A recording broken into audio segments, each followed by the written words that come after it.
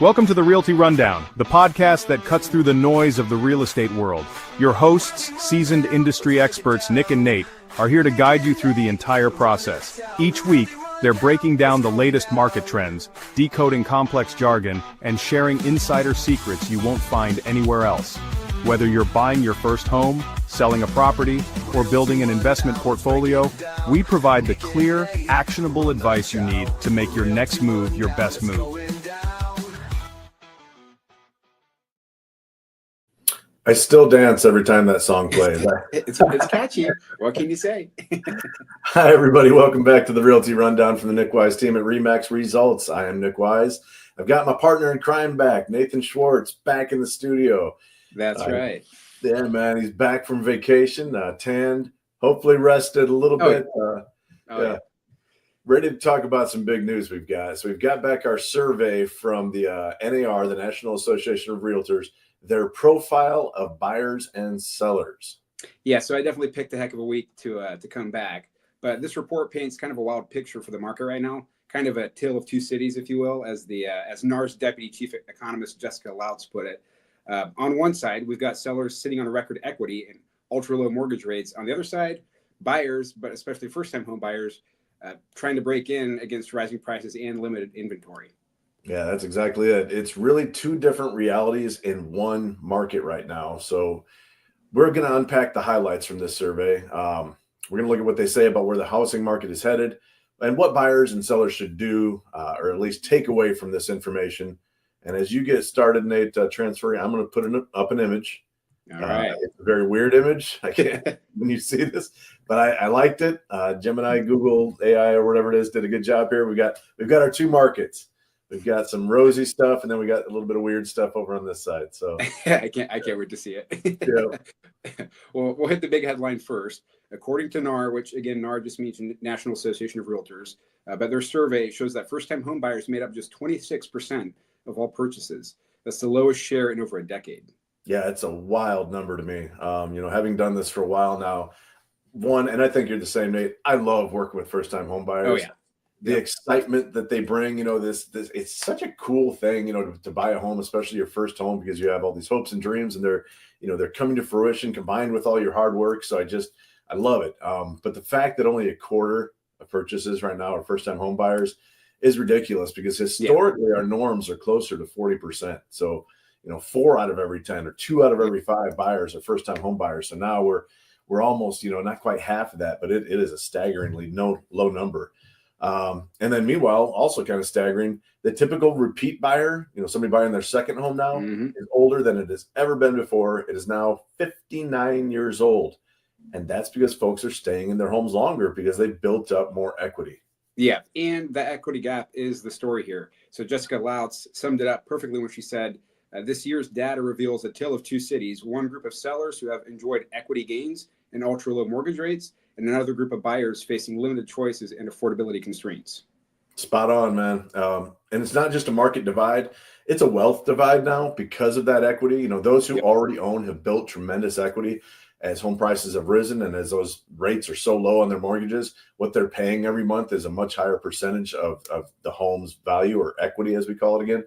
And then you got those trying to fight, who are trying to buy. They're fighting both prices and these interest rates, which continue to trickle down, but they're still obviously higher than they were. So we've got an environment where move-up buyers and first-time buyers are living two totally different realities in the housing market. Yeah, and it's not all, doom and gloom. The survey also shows buyers still value home ownership deeply, which is great, because it's big value. But even with challenges, people are finding creative ways to make it happen, co-buying, family assistance, and expanding their search areas.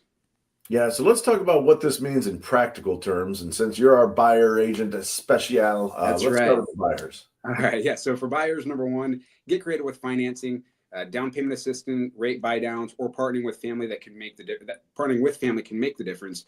Don't just assume that you're priced out before exploring all your options, because I have seen people do that. They just we walk through a house, you're like, nope, we can't afford it, we're done, and then you try to show them the way, but they just don't want to. They didn't want it, and it was a turnoff, and they didn't even contact their lender to further see what their options are. So definitely look at all your options. I think people don't understand how creative you can get and how creative lenders can get, especially good local lenders, which we highly recommend working with a good local lender. Yep. I mean, there's programs like a 2-1 buy down or even a 3-1 buy down where basically you can go to the seller and say, like, I want you to pay for my rate to be lower so I can afford this home. Right. You know, and it can be a significant amount of money for the seller, but if they're sitting there with a home on the market for a while and they're already considering, you know, doing a price reduction of $10,000 or $20,000, a much better option might just be to offer that 2-1 buy down to buyers and say, hey, you didn't think you could afford this at $350,000, but if I buy your rate down, you can.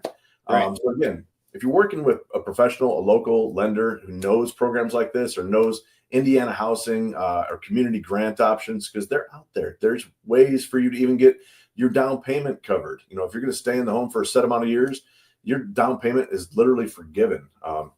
That's a set amount of years. Talk to your lender. Don't say Nick said our down payment's free. Nick knows that's not true. But yeah, if you're going to stay there for a while, there are programs out there to help you, especially if you're a low income buyer, you know, and you think, oh, I can never afford it. Don't just assume. Talk to people. There can be thousands of dollars that you didn't think you had. Exactly. And for sellers, it's about understanding the mindset of today's buyer. They're cautious. They've done their homework. The days of a buyer's throwing out 10 grand over list price, they're behind us. So now they want value, condition, and move-in readiness. Yeah, we're seeing a little bit of that every once in a while as these rates have trickled down. I think it's encouraging buyers to get a little more aggressive. But overall, Nate, you hit it spot on. Buyers are really, I don't want to say more educated, but they're certainly more wary. They've definitely done their homework, and they are not ready to sacrifice on things. So sellers really need to focus on, doing at least the small updates. Fresh paint, clean up your curb appeal, functional smart home features like the robot security dogs that we sponsor here at the Nick Wyse. I missed that robot security dog. I want to put that image back up, but I can't find it. So no, but it's those things that they're not always huge. Sometimes just cleaning up the leaves and getting the landscaping out front looking sharp. So it's not always price; it's presentation. Yeah, exactly. And it really is two different worlds out there. Some sellers are sipping their coffee in their 3% mortgage palace, while first-time home buyers are out here doing math like, hey, if I sell my car, skip my Starbucks, moving with my dog's grandparents, maybe I can afford a condo finally.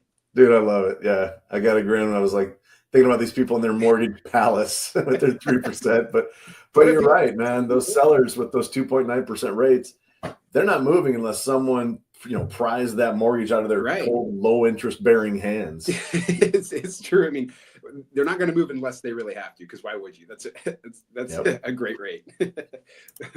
But I'll sum it up for us. We'll end it here. The 2025 NAR profile shows market of extremes. First-time buyers are struggling with affordability, while long-term owners are sitting comfortably on equity and low rates. So it truly is a tale of two cities moment for the housing industry. Yeah, I think that sums it up really, really well. Tale of two cities, tale of two markets, different realities for people right now. That's what we're looking, for. Again, the first-time buyers, it is tough, but you are not locked out of this market. Please talk to us. We can put you with the right lenders to get you through, guys. All right. Nate, thank you so much. It's great to have you back. Yeah, absolutely. Everybody, I had a lot of hate mail for the solo episode. People don't want to see just me. They want your youthful experiences. It's okay, guys. I'm back. I'm here. Everybody calm down. Nate's back. You don't have to just stare at me. All right, guys. So that's episode 44 of the Realty Rundown. Remember, whether you're buying your first home, selling your fifth home, the key is strategy and a little creativity, and we're here to help you with both. So until next time, Nick knows, get your wise replies. That's right. Thanks, guys. See you guys. And that's a wrap on another episode. Thanks for tuning in. We hope you had as much fun as we did. We love sharing real estate insights, but as you can see, we also love to have a good time.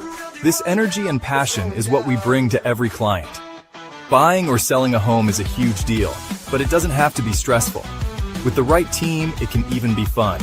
Ready to make your move? Let's connect.